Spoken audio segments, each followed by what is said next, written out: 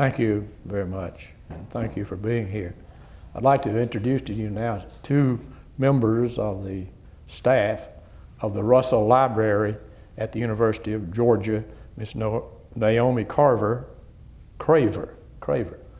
who is the Director of Audio Visuals, and Craig Breeden, who is the Director of Media and Oral History at the library at the University of Georgia.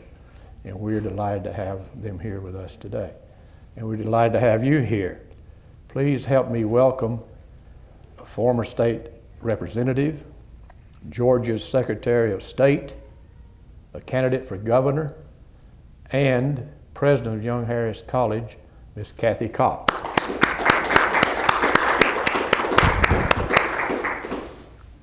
Kathy, thank you for being here today on this program. You've had a very interesting career, which began down in Bainbridge, Georgia, which is deep South Georgia, on the Florida line, all the way to Young Harris, which is in deep Northeast Georgia, and about as far as you can go and stay in the state. My mother keeps pointing that out. It's quite a trip, quite a trip. Before we get into your political and public service career, I would like to ask you to tell us a little bit about yourself and growing up down in Bainbridge. Well, you're right. It is. My mother keeps pointing out that I have found the farthest point in the state of Georgia from Bainbridge to move to, and it's a long drive by car, but I'm really, really excited about being here at Young Harris and taking on all the challenges at the college. I certainly never even remotely thought as a child in Bainbridge, Georgia, about being a college president. Nor did I think about being a Secretary of State. So my life has led in a lot of different ways.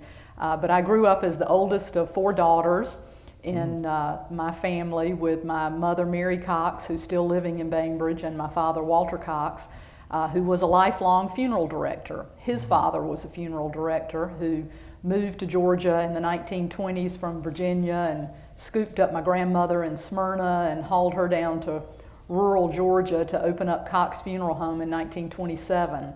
And the way the funeral business kind of worked, operating through families over the years, my father and his brother bought out their dad in the funeral business, and when my sister and I came along, we lived in the funeral home. So we grew up as children in downtown Bainbridge, living upstairs over Cox Funeral Home, and playing in the front yard and playing in the town square as our only front yard.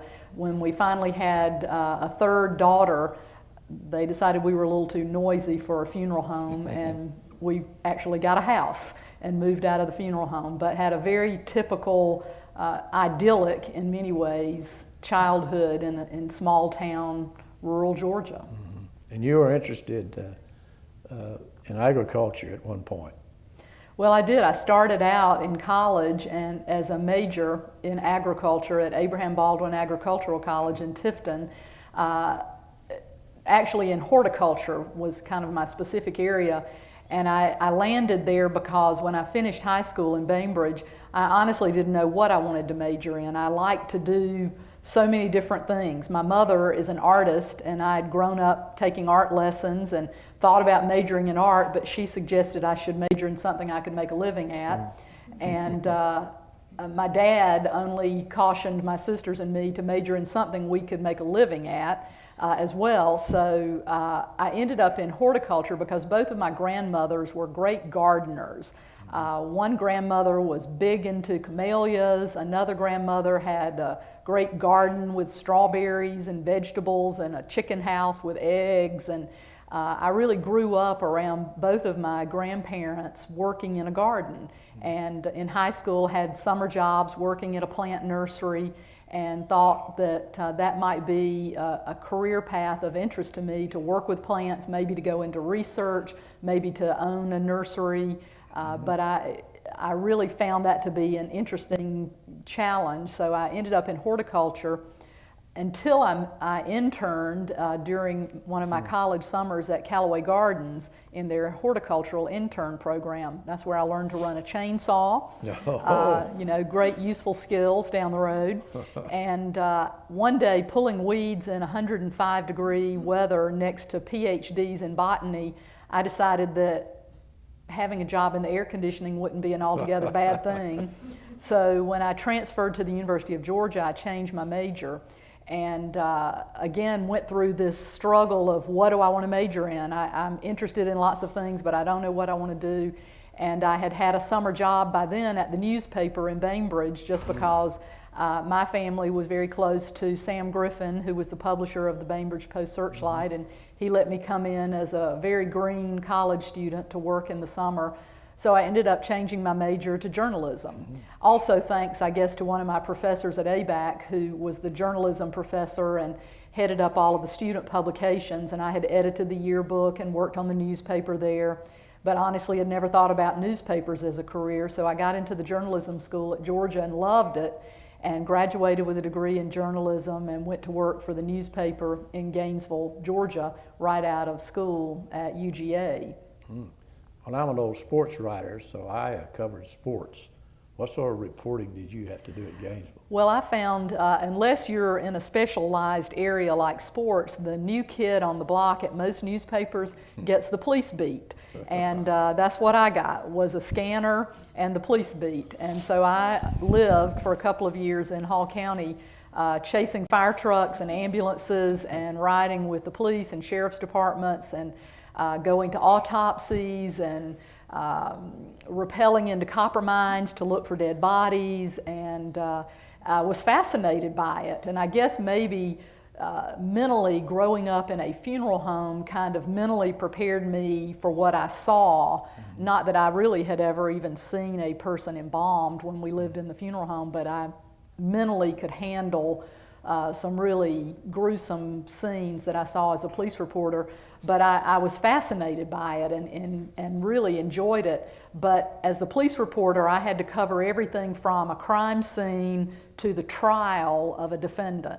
And once I got into the courtroom, I had no idea what was going on. I didn't know what the lawyers were talking about. I didn't know what the judge was saying. And I was supposed to go back to the newspaper and write a story and explain this to the public. So I decided that I wanted to go to law school just to get the education and then go back to a newspaper and write about legal issues, because there were no lawyers in my family. I had never been inside a lawyer's office. Frankly, when I graduated at UGA, some of my friends who were going on to law school suggested that I go, and I said, lawyers are so obnoxious. Who wants to be a lawyer? And 3 years later, I was there. You married one. I married one. I became one. And once I got into law school and was putting myself through school at Mercer University Law School, I started working at law firms and found out that it was very different than I had really envisioned. And I found, especially in litigation, that it was 75% writing. And as much as I liked to write and had a lot of experience in writing under pressure for a newspaper, I found that to be a really nice element of private practice. So I did a complete turn and ended up going into private practice in Atlanta when I graduated from Mercer. Before we get away from Bainbridge, let me ask you about Governor Marvin Griffin. Did you know Governor Griffin? I did. When I was in journalism school, and I would go back to work at the newspaper, the Post-Searchlight, during all my summers and Christmas holidays, Governor Griffin was still living. And so he came into the paper every week with his columns and would come through the newsroom, and if you knew him, he couldn't take 5 steps without telling a story. He was the really great stump speaker for all of Georgia's political history, and he just exuded stories. He could not walk around without telling stories. So we all knew him, everybody in the community knew him, because he was so personable and so well loved by everyone. Even his political enemies, I think, would tell you that they still liked him because he was such a likable guy. So I had the chance to know him while I was a little cub reporter. But after my 2 years in Gainesville, when I decided to go back to law school, I needed to go save some money. So I moved back to Bainbridge for a year, and Governor Griffin had just died. So his son Sam hired me back for that 1 year, really not so much to be a reporter for the paper, but to spend the year researching Governor Griffin's political history with the idea that we might write a book one day, he and I. So I spent that year reading all of Governor Griffin's speeches and columns and writings, and traveled around the state interviewing his political colleagues and his enemies. I interviewed Roy Harris and Governor Carl Sanders, who defeated him in 1962, and so many other people who worked in his administration, who worked on his campaigns, to collect all of that information about a really colorful era in Georgia politics. We never got the book written, so maybe that's one of those projects we'll take on one day. Well, that would be good. I don't think his biography has ever been written. Not fully, that's for sure. Yeah. Okay, so you practiced law in Atlanta. Started out with Hansel and Post. Yeah. I had, as much as I had never contemplated being a lawyer, I certainly had never thought about living in Atlanta. Being from a small town in South Georgia, you sort of grow up with this Atlanta phobia. And it's a nice place to visit, but you don't want to stay there very long. But when I had an offer from Hansel and Post, one of the largest firms in Atlanta, to come and work for the summer after my second year in law school, I thought, you know, it's just a summer, might as well try it out. They pay you well, it's a lot of fun. And I really loved it. It changed my perspective on Atlanta. At that time, Hansel and Post was located right in downtown Atlanta at the heart of Five Points. And it was a very different day in downtown Atlanta. Woodruff Park was beautiful. It was safe and friendly to walk around downtown during lunch. And that summer really changed my perspective on what I wanted to do, and the firm offered me a permanent job upon my graduation. So I went back to practice as a corporate trial lawyer in 1986 when I finished at Mercer. So after you went back to Bainbridge following your law career in Atlanta, and did you open your private practice, a private practice? Well, I stayed in Atlanta for 2 years at Hansel and Post and had a great experience there, but then my dad was diagnosed with cancer, with colon cancer. And it was just one of those things that hit me as the right thing to do, and I wanted to be at home. And I had found out pretty quickly that in large commercial Atlanta firms, there's not a lot of opportunity for you to be involved in the community. And that was so much of the way my family had grown up and how I had been raised, to not just to be involved in politics, but to be involved in your church and in volunteer groups and in civic organizations. And it was so much a part of who I was that I could tell staying in that culture at that Atlanta firm for the long haul was not going to be satisfying to me. So I was, I guess, in a mode of looking for a change when my dad became ill, and I said, well, I just want to be at home. So I said, well, I'm going to come home and practice. But at the time, there had never been a woman lawyer in Bainbridge, Georgia. This was late 1988. So I called the firm where I had worked in the summers and asked if they would take me in as an associate. And the two younger partners, who were more my contemporaries, were all for it. The senior partner, who was my dad's age, was not sure he nor Bainbridge was ready for a lady lawyer. But he thought about it and said, yeah, come on home. And so I joined the firm of Lambert, Floyd & Conger in 1988 and became a partner the next year, and became the first lady lawyer in 11 counties in southwest Georgia. That was Willis Conger's firm? It was Willis Conger's nephew. Was one of the one well, of the I knew partners. your father. He was in the state legislature. He didn't like lawyers very much. He didn't. He was a very good legislator. Thank you. And I'm sure that his influence on you sort of guided you to succeed him. I think all my sisters would tell you the same story. We grew up living and breathing politics. My dad first ran for political office when we were in elementary school, and he ran for the city council, and then he ran for mayor while I was still in elementary school, and then moved on to the state legislature in 1974. But as children, as small children, my mother would paint T-shirts that said, "Vote for my daddy," put them on the four of us, put us out on the street and say, go to every house, knock on the door, hand them a card, tell them to vote for your daddy, and I'll pick you up at the corner. And that's how we learned campaigning before before I was ever 10 years old. I knew what it was to go around and ask people to vote for my dad and to get excited on election night and wait for the votes to come in. So I grew up seeing campaigns from a very interesting and exciting standpoint, but into my teen years, I got so fascinated with legislative politics. I read the paper every morning with my dad at breakfast, and you'd read all the stories in the Atlanta paper about the legislature, and then he'd tell me what was really happening. And he'd say, well, now they said this in the paper, but here's what they're really after, and here's what the speaker's likely to do, and here's what they want to trade out, and here's who's going to help them. And I learned so much. Every morning I had a lesson in legislative politics, talking to him about what happened to be in the news. And I loved the give and take of the legislature and the people and the personalities and the fact that they came from all different walks of life, and out of that chaos generally came some pretty good laws. So when I got to the University of Georgia, I quickly found out about a legislative internship program and applied for it, and took off a quarter during my senior year to be a legislative intern.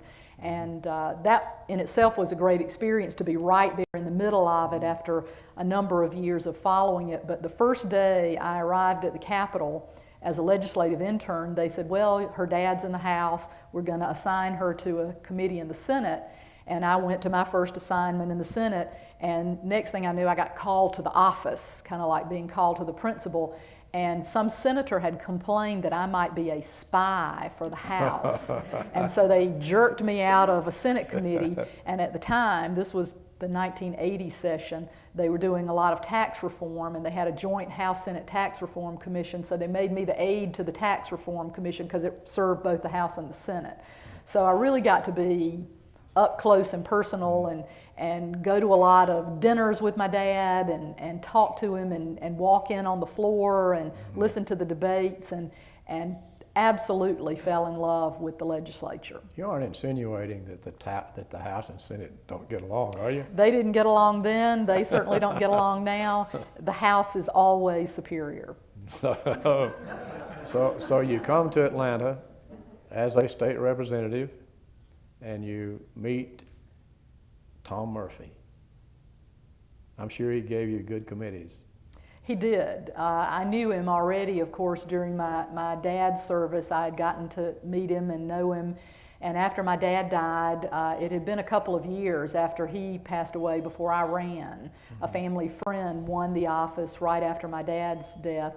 And in 1992, after reapportionment that split the county up, I had the chance to run in some counties west of Bainbridge. And my family friend, Kermit Bates, who had won the seat when Dad died, kept the south part of the county and some counties east. So I arrived, and Speaker Murphy was very good to me. He gave me all the committees that I asked for. But for the first little while, I was very much Walter's daughter. You know, pat me on the head, isn't she cute? She's Walter's daughter. And I had to prove myself that I was there as an equally elected member of the House of Representatives, and I worked hard to establish that reputation. And but I had a great advantage of going in as Walter's daughter, because I knew 90% of the members, I knew the process, I knew what I had a chance to get accomplished, and it was a great advantage having that background. Well, you quickly gained the reputation as a working legislator. Please tell us about some of your interests at that time and what you hope to accomplish as a member of that all-male society. It was very male-dominated, that was for sure. But I guess also because I was Walter Cox's daughter, most of the men, even the very senior members, treated me very cordially and opened doors for me and helped me avoid missteps. But a lot of what I did was based on my law practice. And I think most of the folks I served with in the House would tell you I talked a lot more than my dad ever did. He sat on the back row as part of the sawmill gang. And didn't nearly go to the well as much as I did, but maybe that was because I was a lawyer and I knew the process so well. He was not a lawyer, he was a funeral director. It took him a while to get the hang of writing and revising the Georgia Code. And I could jump right into it knowing the process as well as the law. But I took advantage of my law practice, especially in Bainbridge, where I did a very personal practice. And being the only female attorney in that whole region, I did a lot of domestic relations work, a lot of divorce, a lot of child custody work, child support laws, and I used my experiences to work on places I saw flaws in the law. For example, with our child support system. I was a major proponent of an overhaul to the child support laws during my service there because I saw it needed some flexibility. Judges needed some authority to vary from a very strict formula in awarding child support, whether a non-custodial parent had other children, whether they were paying health insurance, all these kind of factors that needed to be considered by a judge, and I was able to add those to the law for judges to consider.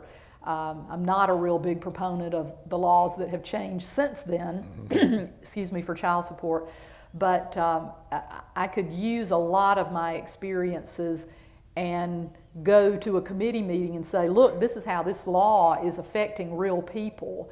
Let's change this to make it fairer and more equitable. And you find out that just because it's in the law doesn't mean it's carved in stone. If you've got a better idea and you know how to advocate through the legislative system, you can easily change Georgia laws. And I found it to be a wonderfully interesting and exciting process that I could really work for the benefit of everyday people. Mm-hmm. Then you had an opportunity to become Assistant Secretary of State. How did that come around?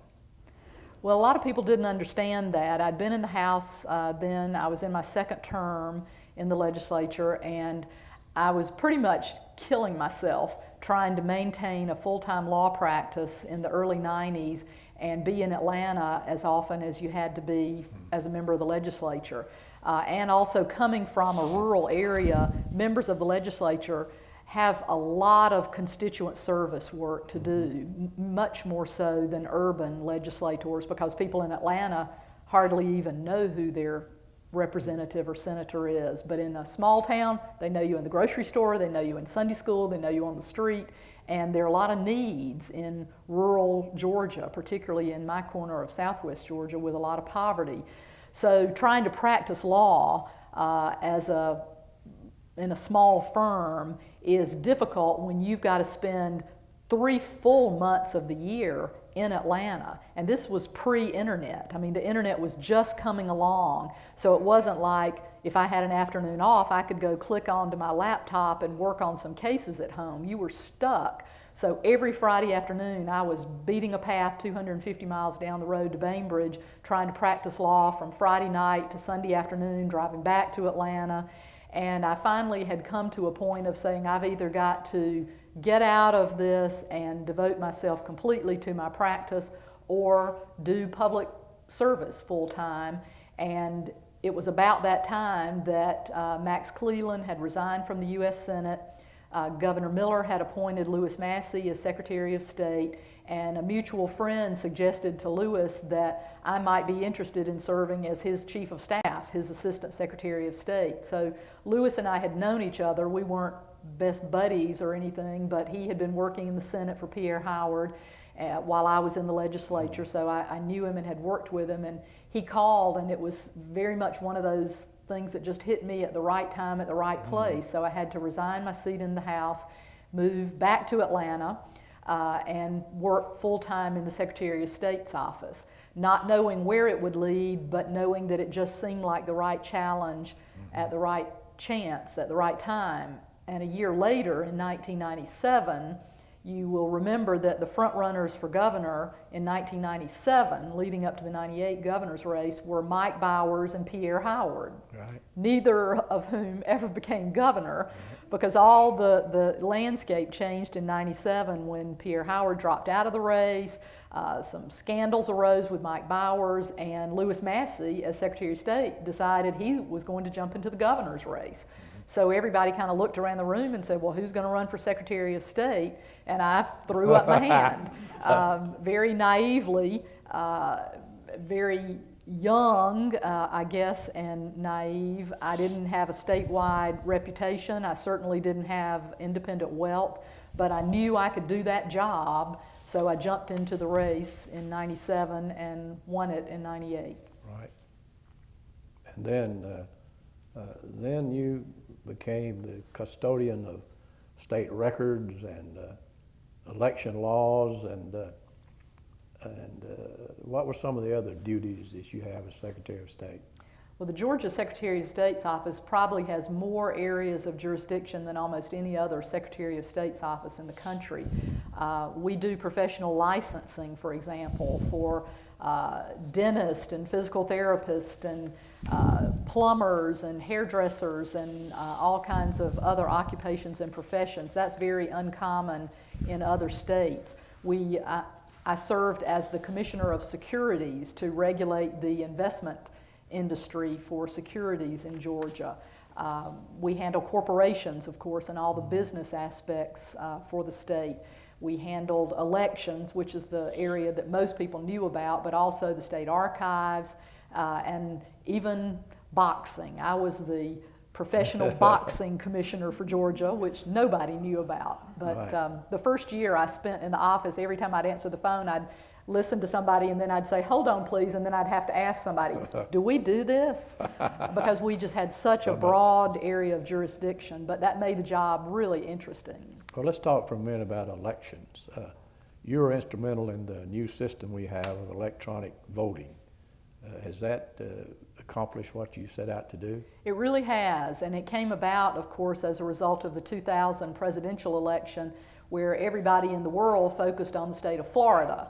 But while all of that media attention was going on in Florida during the recounts between Bush and Gore, I took the opportunity to do an evaluation of what had happened in Georgia, and what we found just absolutely stunned us, because we found that we had lost almost 94,000 votes for president in Georgia. That was about 3.5% of our total vote, which was a worse accuracy rate than Florida. In fact, Caltech and MIT ultimately said it was the second worst voting accuracy rate in the nation. But the reason it got no attention was because the election was not close in Georgia. So even though we had a 94,000 vote loss, the margin between Bush and Gore was not that close in Georgia, so it wouldn't have changed the outcome of our electoral college vote, so the media didn't care. But to us, it was just staggering to think that that many people had lost the opportunity to have their vote count. So we dug further and found out that it really was an equipment problem. We had counties voting on all kinds of outdated, inefficient, and really just obsolete voting equipment. Almost over half of our counties were still voting on the old 800-pound lever machines that had not even been manufactured in 40 years. You couldn't even buy parts for those things. But we still had counties voting on them, and during the first couple of years I was in office, it was not uncommon to have a county call up on election night in a panic because they had unlocked the back of one of those lever machines. They're totally metal mechanical, and they just turn when a lever is punched to rotate a little odometer on the back of the machine, and they'd open it up after 7 o'clock and find a zero because something had just gotten out of whack and no votes had been counted all day long, but nobody knew it. No way to reconstruct a ballot or anything like that, no way to audit it, and that's what half the votes in the state were being counted on. We were very surprised to find that the optical scan ballot, like a standardized test where you fill in a bubble by a candidate's name or you connect an arrow beside the candidate's name, that type of voting system had the highest error rate over even the punch cards that we had in Fulton County and DeKalb County and that were the focus in Florida. The optical scan had worse error rates because we found out with one whole county, they gave their voters the wrong kind of pencil, and at the end of the day, it wouldn't count any votes because the scanner would not read the lead from the pencil. Now, in that case, we had a legal way to replicate and reproduce the ballots and get them counted, but it told you some voter could have gone in with their fancy Mont Blanc pen and cast their ballot and never known that it didn't count. We also would have people who'd put an X over the little bubble and the scanner wouldn't read the X. If you looked at the ballot, you'd know who they intended to vote for, but the scanner wouldn't count it.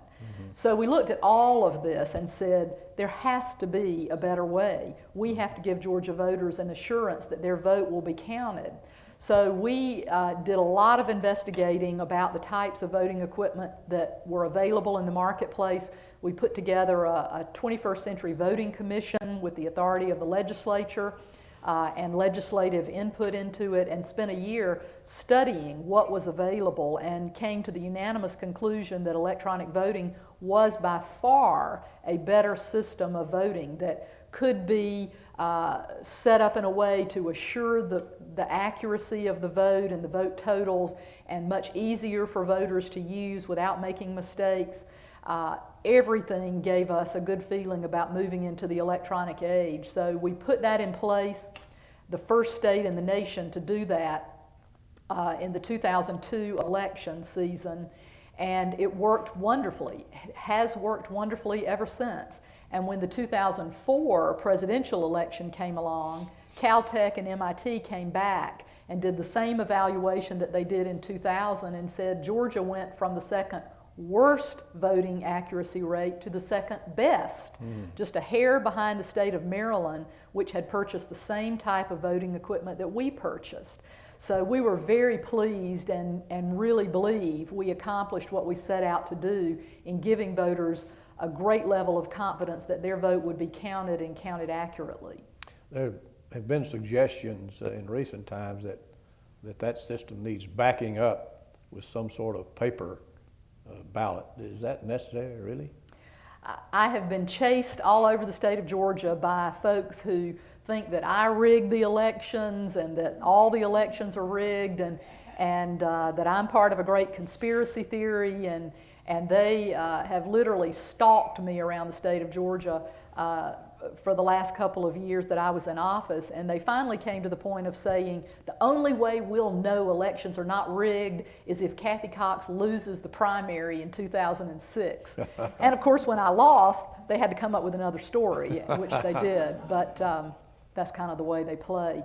But it's an odd kind of situation, because in the electronic voting we use now, the computer is not seen by the voter, and so they're suspicious of it. But average voters have no idea of the exhaustive testing that goes into preparing for an election. Every single voting unit, and there are over 25,000 of them now in the state of Georgia, each machine is individually tested before every single election, a whole battery of tests. Those tests are open to the public to come and watch. And then the machines are sealed up until election day with a numerical seal that has to be checked on the morning of elections to make sure nobody could get access to that machine. It couldn't be tampered with. The state elections board has set up rules and regulations for how the machines are stored. I could spend an hour talking to you about all the levels of security that go into the machines that give me the comfort level that these machines are great and are very accurate in counting the machines. But because the computer is not seen by voters, a lot of people are suspicious about it. Now, those same people forget that the punch cards that were first used in Georgia in the early 60s, they were counted by a computer that was virtually untested.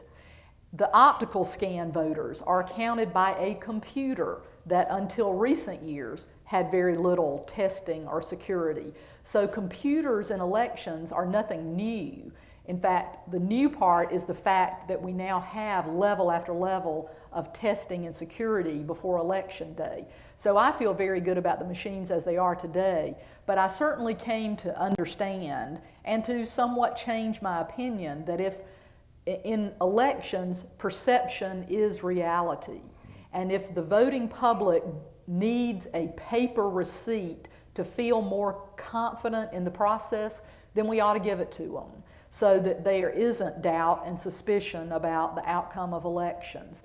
So sooner or later, I suspect that it will be added.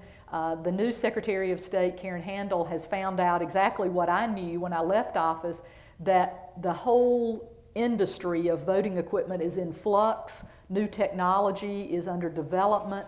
It's all very expensive, and I think she has decided she needs to wait and let some things settle down in the marketplace before the state makes another investment to do that. What are your feelings on voter ID? Oh, don't get me started.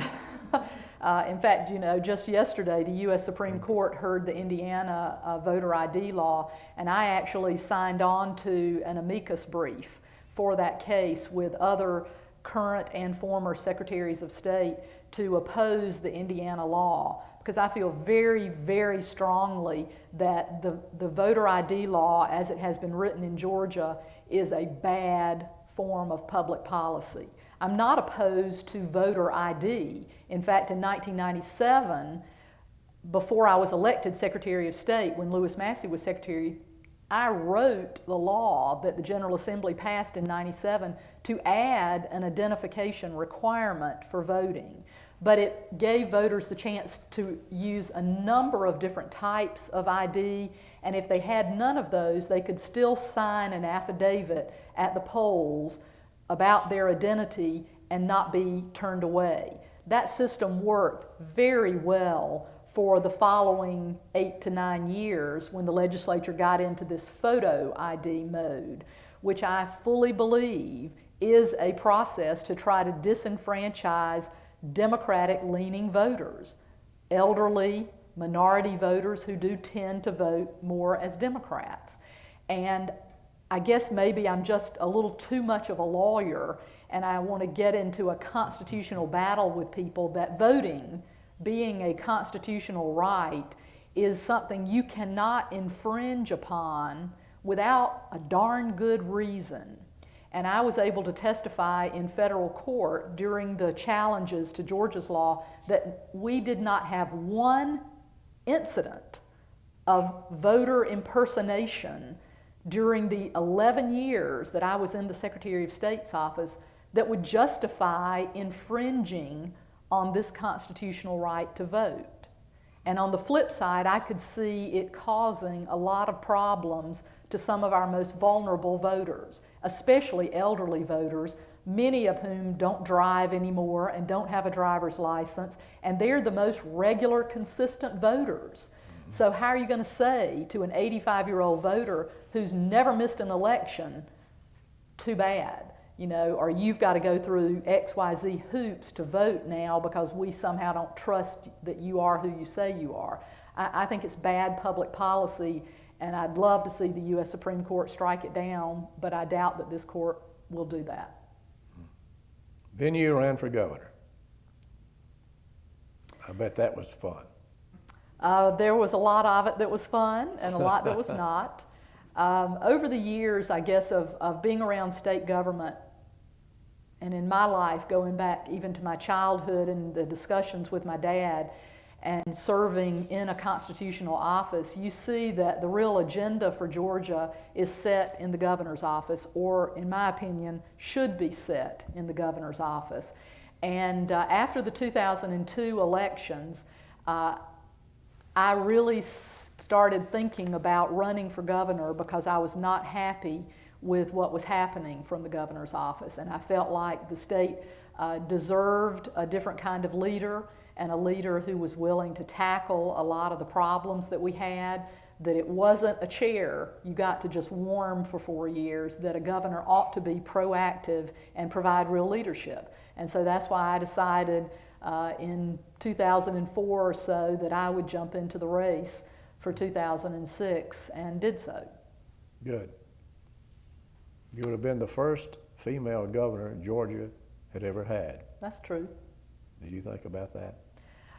Yeah, I thought about it, and I thought about it as the first female Secretary of State. Mm-hmm. But I also saw between my first election as Secretary in 1998, when numerous people were not shy about saying to me, oh, I don't know if a woman can do that job as Secretary of State. They'd never seen it. So they really couldn't envision a woman being Secretary of State. When I ran in 2002 for re-election, no big deal. 61% of the vote. Yeah. That's a pretty good margin. It was strong. Right. And I was very pleasantly surprised in my run for governor that that was rarely an issue. The times that I heard people talk about doubting whether a woman could serve as governor, I could trace it back almost immediately to my opponents who wanted the state to believe Georgia wasn't ready for a woman or that a woman wasn't capable of serving. But by and large, it was not a big issue. I felt like it was an advantage and that Georgians were ready for a change in the meanness and the partisanship and felt like that perhaps a woman would have a chance to break through some of those barriers to actually get something done. Let's take a short break. Okay. All right? Thank you. 5 minutes.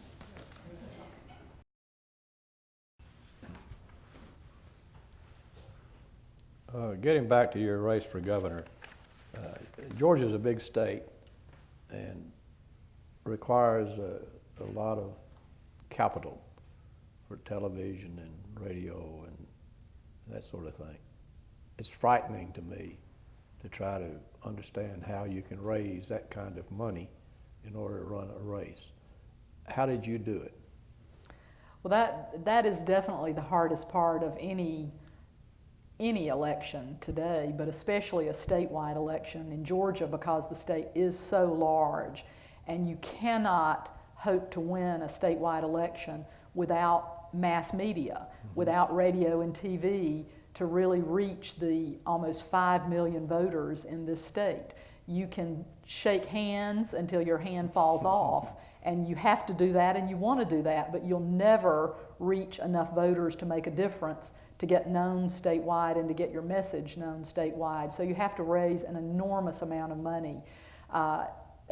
It was certainly an advantage to have run 2 previous statewide races for Secretary of State before I got into the governor's race because I already knew the drill.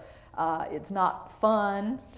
A few people, like maybe Roy Barnes, like raising money, but most of us don't. But you know, it just has to be done. And it has to be done every day of a campaign. And you have to spend an enormous amount of time on the phone calling people and introducing yourself and talking about your vision for the state and asking them to support you.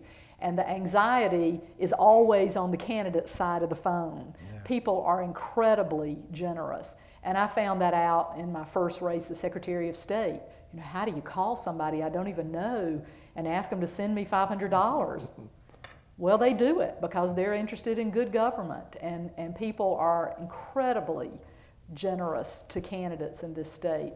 So jumping into the governor's race, I knew that would be critical to us.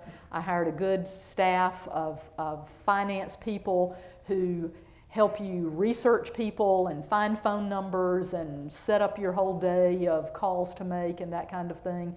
And I ultimately raised about $6 million for the primary in 2006, which was almost identical to what my Democratic primary opponent raised, except for the family money his dad was able to toss in. Well, speaking of that, how do you feel about public financing? In theory, it makes a lot of sense. In practice, I don't know how you do it in a way that's really fair and equitable.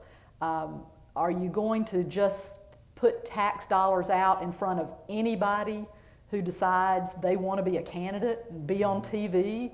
How are you going to create a threshold to decide if somebody's viable? And even if you have public finance at least under current U.S. Supreme Court precedent, you're never going to be able to limit somebody from putting their own personal money into a race. So in some respects, public finance could be a bad thing because it would give an enormous advantage to a rich candidate who could always throw in their own money. I mean, to some extent, that's what happens now, but I don't know that the taxpayers of this country are ready to go there until they can see a system that really looks to be fair.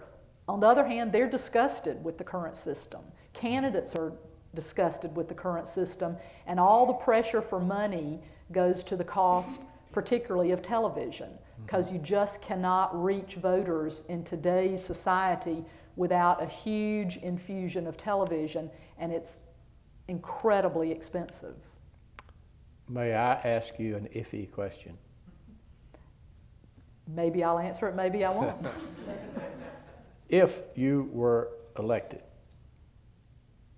what would have been your first legislative program? Well, that's easy to answer because that's what I talked about for so long while I was campaigning for governor, and without question it would have been education, and it would have been an emphasis on the early years of education, because we have thrown money at education, we've thrown it in all different directions in education, we're still not seeing the results that we deserve in this state, we're not doing right by our children, but nobody's ever looked at the research of what really helps a child's brain develop. And there is so much research out there that will tell you if a child is not reading on grade level by the third grade, there is about an 85% chance that child is going to be a high school dropout. And if they're going to be a high school dropout, there is an enormous percentage of opportunity that they're going to end up in prison, where we're going to be spending $20,000, $30,000 a year to keep them incarcerated. So let's look at what seems to be so obvious. Do we want to spend that kind of money to lock up people in prison, or let's spend $20,000 or $30,000 a year for children from birth to the third grade and give every child an opportunity to have their brain develop based on research, to teach them the reading skills that really give them a chance to succeed. And then we've got a great chance to keep them in high school and then get them into college and then make them productive members of society. But nobody in elective office in this state has ever been willing to really follow the research because it's not an overnight result. No politician who does that is going to be able to say 2 years down the road or 4 years at the next election, look at the proof of what I've done. It's going to be a long-term process. But I was willing to do that, and that was the approach that I felt could have long-term implications for improving all of society by better educating our children. Mm-hmm. What would have been your environmental program? Well, I would like to think I would have paid some attention, again, to the science and the research of where we were going, where water resources were going, and done something to better prepare for a likely or inevitable drought that we've certainly had in 2007. Mm-hmm. In those days, in the late 90s and into the early 2000s, there were plans on the drawing board in environmental agencies of the state to build water reservoirs, to better trap water and help us prepare for droughts. The first year that Governor Perdue was in office, he wiped all of that off the books and reallocated all the money to other resources. And I would like to think I would have not only paid attention to what we needed to do for the long haul, but that I would have been a conservation governor and put some emphasis on what we needed to do in building codes and in basic day-to-day usage to better promote water conservation to help us be better stewards of our environment in the long term and the short term. But nobody's paid any attention as far as I can see, to much of anything on the environmental table in this state for the last 4, 5, 6 years. How do you feel about these programs designed to move people between Athens and Atlanta and Macon and Atlanta and Chattanooga by use of rapid rail? I was a big proponent of rapid rail, again, because look around the world, look at the great cities on this earth, and they are all, with almost the exception of Atlanta, moving people around by transit. and rapid rail and other newer forms of train and electronic kind of train and tram systems. And we were just very much behind the curve in Georgia.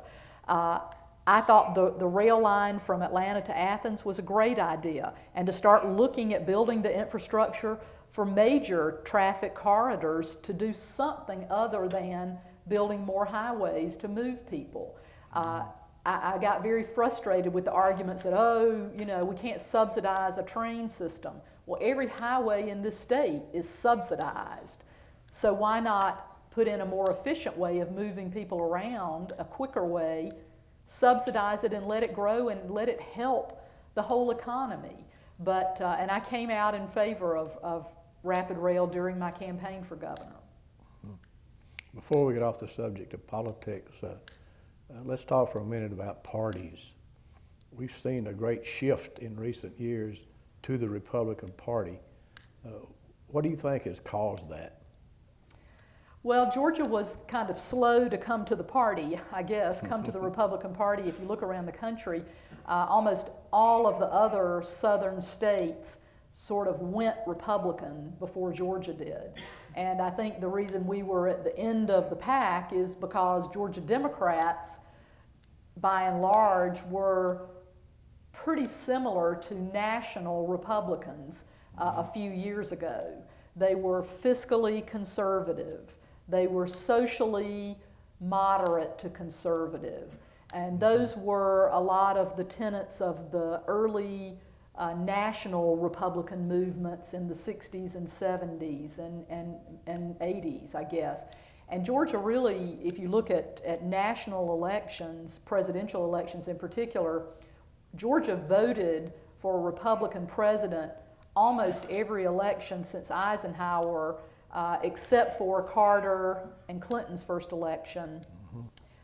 Maybe I'm missing one or two, but we had already kind of aligned ourselves with a national Republican movement decades ago, but the Georgia state elected Democrats were still very much conservative and aligned, and were able to hold off that movement until the wave really nationally finally got to Georgia in the 90s.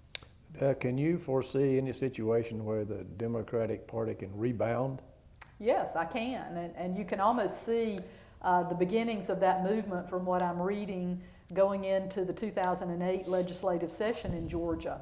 A lot of the business community that has tended to be very supportive of Republican politics has been scared to death by some of the Republican policies they have seen promoted in Georgia during 2007. They are scared to death of some of the just off-the-wall ideas coming out of some of the Republican leadership in the legislature, and they're moving back and putting their dollars back into Democratic campaigns, into the Democratic Legislative Caucus, because they want to go back to some of the good old days of moderation. That's part of our state motto. I think it's what Georgia Democrats have really believed in. It's what has made our business environment so healthy and vibrant. But the business leadership, I think, has seen some frightening signs that some of the Republican leadership, certainly not all, but some of the leadership is going off in a dangerous direction that will be very damaging to our economy. And they're going back toward Democrats that they think will be more moderate. You know, I was very impressed by a statement made on this program by Senator Johnny Isakson, who said that he feels the difference today between the Republican Party in Georgia and the Democratic Party in Georgia is the fact that they have a bench, that they have candidates coming along. And when I look at, this upcoming election, say in the senatorial race, the people running as Democrats, most people don't know, and some of them never heard of them. So is there a way that the Democratic Party can do that? Can they recruit candidates? Is it possible under their present leadership? I think probably the recruitment process will be helped by the same situation that the business community has been looking at as radical wacko kind of ideas have come out of some of the Republican leadership, that has encouraged potential candidates to say, I don't want to line up with that kind of stuff. And I think that has and will continue to help the Democrats recruit. But I think Senator Isaacson is right, because in Georgia we had for a long time such stable leadership with Tom Murphy as Speaker, with Zell Miller as Lieutenant Governor and Governor. There wasn't a lot of opportunity to move up to the top of the totem pole, and it probably did stagnate the Democratic Party for a while. At the same time, the Republicans are clamoring to grow, they're organizing, they're training new people, and we weren't in that mode as Democrats, and I think that has been to our detriment over the years, and we're now having to get back into that mode of being like Republicans were 20 years ago, creating a bench, training candidates, bringing people into the fold, working on good public policy, and I think in decades you'll see swings back and forth both ways. Now I would like to talk about Young Harris College. Good. You're here, bright future, a lot of things going on. Tell us what's happening. There's so much happening at Young Harris College that is just exciting beyond words. The trustees voted in the spring of 2007 unanimously to grow the college from a 2-year institution into a great 4-year liberal arts college. Back almost before 1900, it actually was a 4-year college, but for the vast majority of its 120 plus year history, it's been a 2-year Methodist affiliated college. But the trustees have made that commitment, and that was their number one challenge to me in appointing me as president in the summer of 2007. So we are on a very ambitious timetable. I said to someone just yesterday, maybe it's only like a crazy Secretary of State that would try to implement electronic voting in 1 year, that a crazy freshman college president would try to do all this in about 18 months. But we hope to submit to SACS, the Southern Association of Colleges and Schools, our application in the spring of 2008 to offer our first 5 baccalaureate degree programs.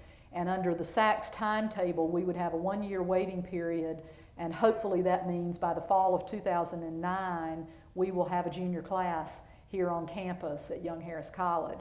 That sounds like it ought to be real easy, but that involves, it's almost like creating a college from scratch. We have to decide on every major we want to offer, what faculty we need to hire, what buildings we need to build, and what we want to be, what we want to be known for, what we want to be best at. How do we distinguish ourselves from other 4-year colleges? So it's an incredibly exciting process, and I think our campus is very engaged in seeing the chance for their dreams for this college to come true, and putting into action ideas that they had always hoped to see on this campus. Ultimately, we're doing this because I think it will better serve our students. Today, college-bound students know they need at least a 4-year degree to be successful. And so it's become harder and harder to recruit students to private 2-year colleges, not just to Young Harris. This has happened all over the country. And so we find ourselves in a situation of saying, well, we can spend all of the great endowment that we have to recruit students here for 2 years and then see them leave, or we can serve their needs in this great valley as a great 4-year institution. So I think the trustees have made the right decision, and we are up to our eyeballs in the planning right now to make it happen. You have not determined what degrees you will be awarding?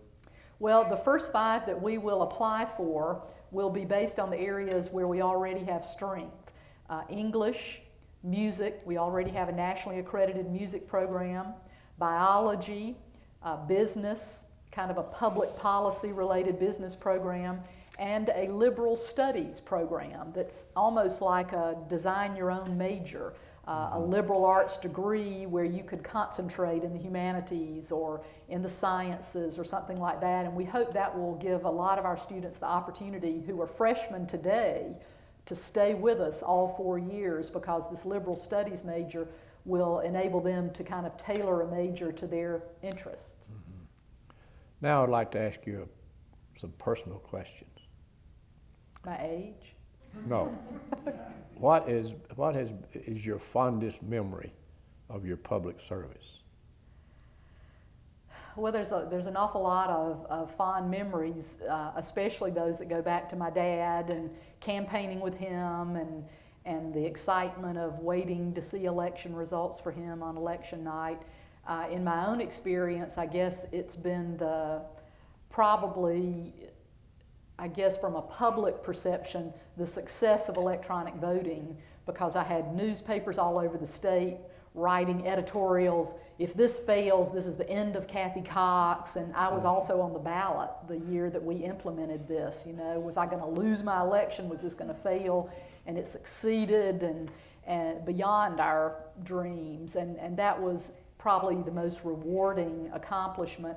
But I guess fond memories go to almost kind of mundane stories where you're walking down the grocery store aisle and somebody stops you and says, the Hope Scholarship is the best thing government ever did for me and my family, and my daughter's now got a college degree because of the Hope Scholarship. Or something that you had a part in shaping public policy or working through red tape or the bureaucracy of state government to help somebody with something that might be seemingly unimportant to the world but meant an awful lot to that person.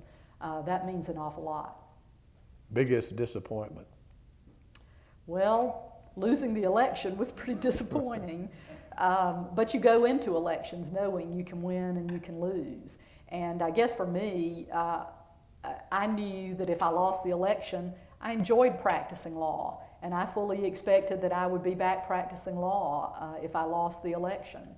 Didn't dream about the opportunity to serve as a college president, so I'm really excited to have this opportunity. But the loss was disappointing because ultimately you do it to win. You're disappointed. I was disappointed during the campaign because you find out that in politics you have a lot of fair weather friends, people that you thought were true blue, with you no matter what, didn't have the nerve in what we had, a very contentious primary between Mark Taylor and me, didn't have the nerve to come out and support you, and that was disappointing. It was disappointing to find that our ethics laws in this state are actually, I guess I should say, the enforcement of our ethics laws is a total sham, just a total sham. And things go on in elections, and there's no mechanism to arbitrate any level of fairness, and that's a shame. And it's part of what I think keeps a lot of people out of politics, but it's not healthy for the process. I failed to mention the chair you hold at the University of Georgia, the Sanders Chair for Ethics and Political Leadership. Tell us a little bit about that. That was a wonderful bonus, I guess, that I got in life when Dean Rebecca White at the University of Georgia Law School called me in the fall of 2006. After I'd lost the primary, I was talking to law firms around Atlanta about joining them. I had a phone call from a trustee at Young Harris College about whether I would be interested in putting my name in the hat for the college, and I was very interested in that, but I was also dismayed that the process for searching for a president here was going to take until the next spring, and January I was going to be out of a job. So Dean White asked me to fill the Sanders Chair, which they fill each semester in the law school, to come and teach whatever I wanted to teach related to public policy and politics. And I thought, wow, that would be fascinating. I'd love to teach election law. And she said, oh, that'd be great. We've never had anybody to teach election law.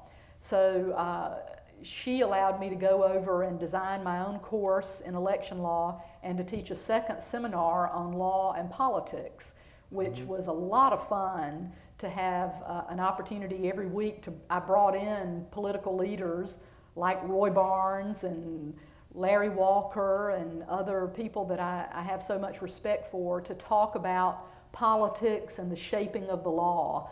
So I had a great opportunity in the law school to do things that I enjoyed personally and to hopefully engage a lot of future lawyers in the elections process and encourage them into public service. And in fact, Governor Sanders said that the chair was designed for that purpose, to bring in a variety of faculty who could encourage law students to go into public service at some point in their career. So I hope that I contributed to his vision.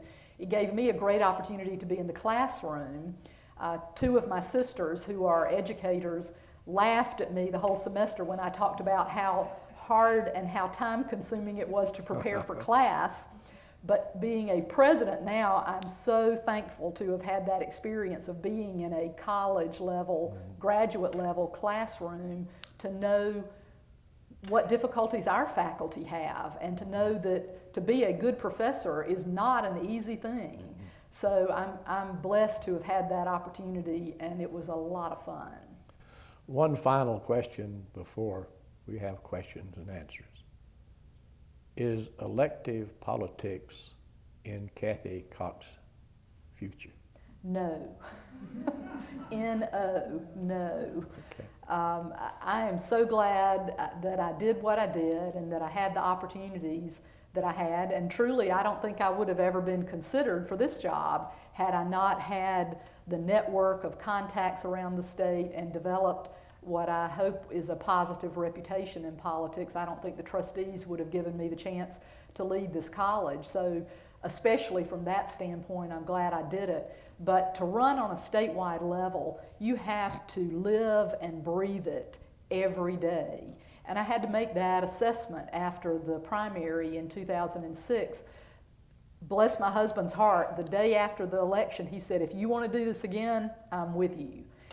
And I had to think about it for a long time, because to do it again, I would have had to get into some kind of career path that would have given me the time to be out among all kinds of voting constituencies every day. The public really has no conception of the time demands on our statewide elected officials. They are enormous. And to run again, you've got to stay in that kind of public spotlight through some means.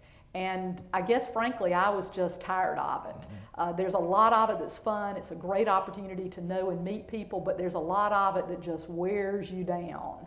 And I said, I'm 48 years old. I've got a chance to do something else and still be very successful on another pathway.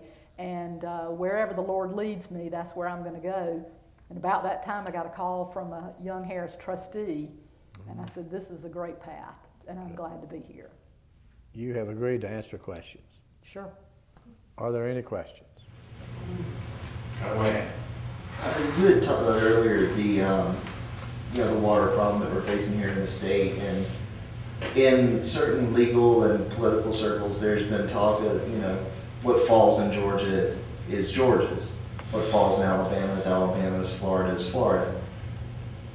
If you were elected and this issue had come up, how would you have approached the governors of Florida and Alabama and their concerns for their state, but also being in charge of Georgia and having the responsibility to the citizens of Georgia? How would you have, tried to work through what Governor Perdue is facing now? Well, kind of like I talked about with education and with other things, I think the only way you can properly deal with the water issue is to deal first with the science. And maybe my perspective is a little different because I was born and raised at the south end of the river water basins in Bainbridge, Georgia, where they clearly see an impact. If Atlanta dries up the Chattahoochee River, it dries up Lake Seminole and the Apalachicola River and our whole economy down there. Bainbridge is one of the two inland ports in this state, and if there's not enough water flow in the Apalachicola River, we can't bring barge traffic up to Bainbridge to help our economy in a very impoverished area of the state. So all of my life, I knew about this water issue of Florida, South Georgia versus Atlanta. And while certainly human needs should always come first, there has to be a very strong balance with the whole ecosystem. And it's like this issue that was tried to be made last year about, oh, it's all about saving mussels. And who cares about an ugly old mussel down there in the Flint River or the Chattahoochee River or something like that? Well, those mussels represent an ecosystem. They're very much like the canary in the mine shaft. When the mussels die out, it's an indication that something is going really wrong with that whole ecosystem. And I don't think that any of us understand the implications if we start totally fouling up our ecosystems by arbitrarily draining watersheds and things like that. So I think we have to pay attention to the science. And the water plan that may or may not be adopted by the legislature this year, I'm happy to see that at least they've gone back to aligning districts along river basins and watersheds, as opposed to just saying this county and this county are going to be drawing water from this river. And when you start piping water here and there, you're just going to run into more problems than I think any of us mere humans can understand.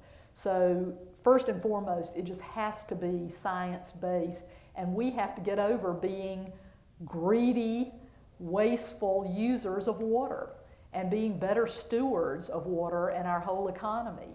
I think as people, I believe God put on earth, we're called to do that in every aspect of our life, including our consumption. And we've got to do better there.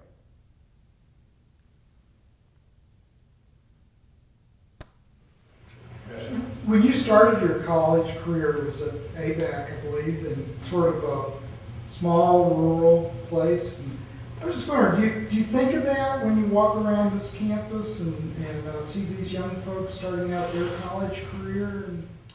I do think about it. I guess from a humorous standpoint, when I was at ABAC, we had a president who was very formal and aloof and not very popular with the students or the faculty, and just very distant from everybody. And I remember thinking at the time, boy, if I was a college president, I'd be so different, you know.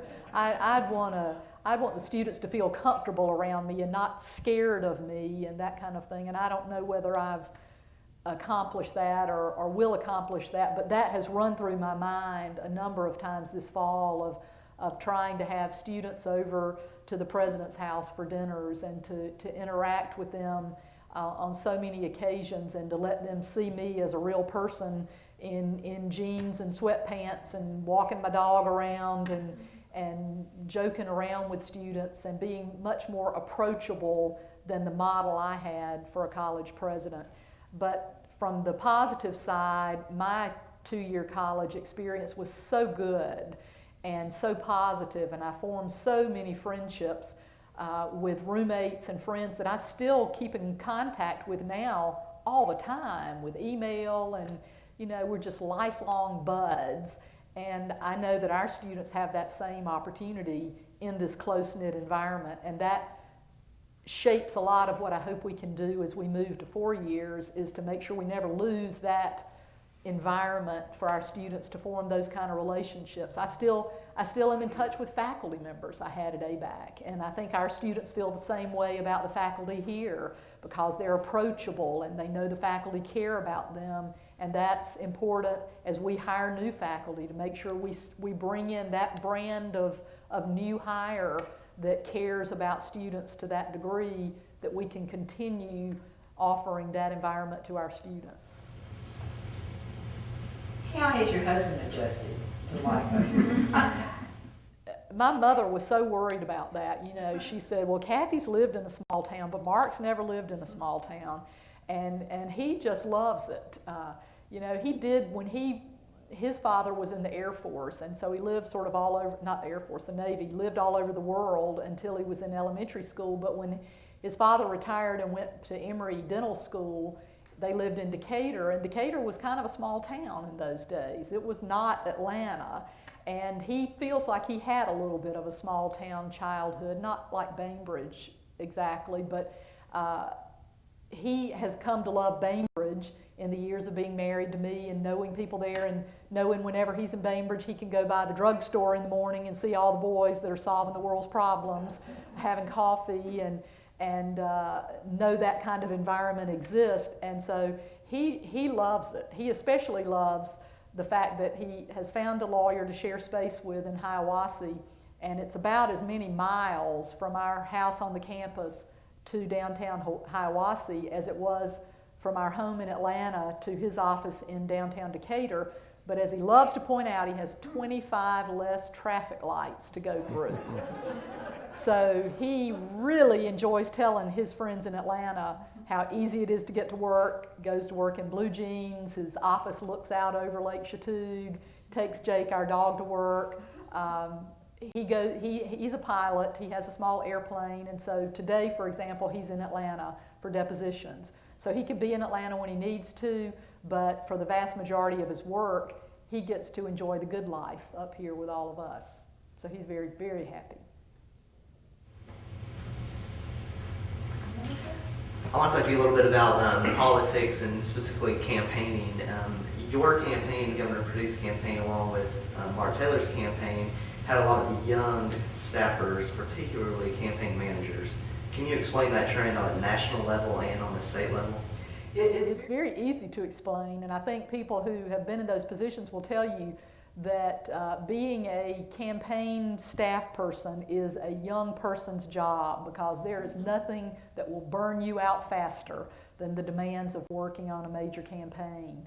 It is far preferable for candidates to find young, unmarried staff people who are political addicts, kind of like you, kind of like me, who don't mind putting in 20 hours a day, who don't have the family obligations that require them to get home and put supper on the table and visit with their children and have those family times that they have all the time in the world to give to a campaign. And statewide and national campaigns run at such a furious pace.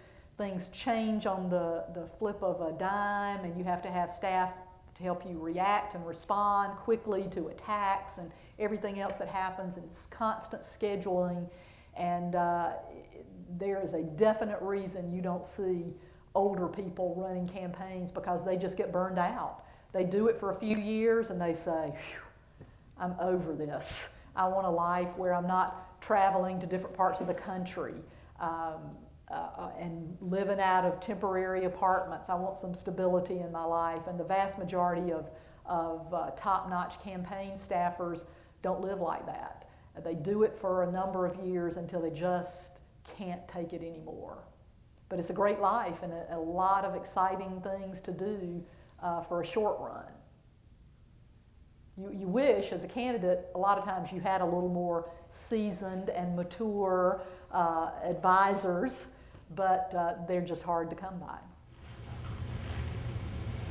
You mentioned the Hope Scholarship a while back. Now that you're the president of a private college, what do you think about the way Georgia treats private institutions differently from the public institutions concerning the Hope Scholarship? It's very unfair and very much not in line with Zell Miller's vision for the Hope Scholarship.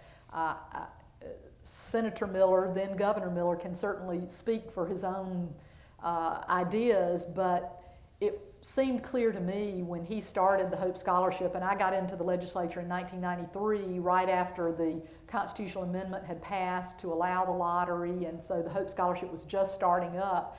And in those days, he designed the Hope Scholarship so that private colleges got virtually an equal appropriation per student as a public college student got. Because his thought, and he talked about this in his speeches, was that it's really to the state's benefit to get more students to go to private colleges, because at the time, say if it cost the state of Georgia $5,000 to educate a child in a public college, then the Hope Scholarship was going to pay for that, But if we could give $3,000 to a private college, we'd get the same result. We'd get Georgia students educated in Georgia, which enhances the chance they would stay in Georgia to work and raise their families, and we'll get it done at a less cost to our taxpayers. But over the years, public college tuition has grown, and the Hope Scholarship covers every dime of it. Private college tuition has grown, but the Hope Scholarship has stayed at the same $3,000 level that it started in the early 1990s, and therefore it is less help to students who choose to go to a private college. So Governor Miller's idea is not being seen through at the moment because of the legislature's, I won't say refusal. I don't know that anybody's really put it on the table for them to vote on, but they've been unwilling to raise that Hope grant to private colleges in a level to equal public colleges. And I think they should, because the ultimate benefit to Georgians is greater when you do that. You might be the CFO of a college here, interested in that? Other questions? If not, thank you. Thank you. We've Thank you for enjoyed your having you. questions.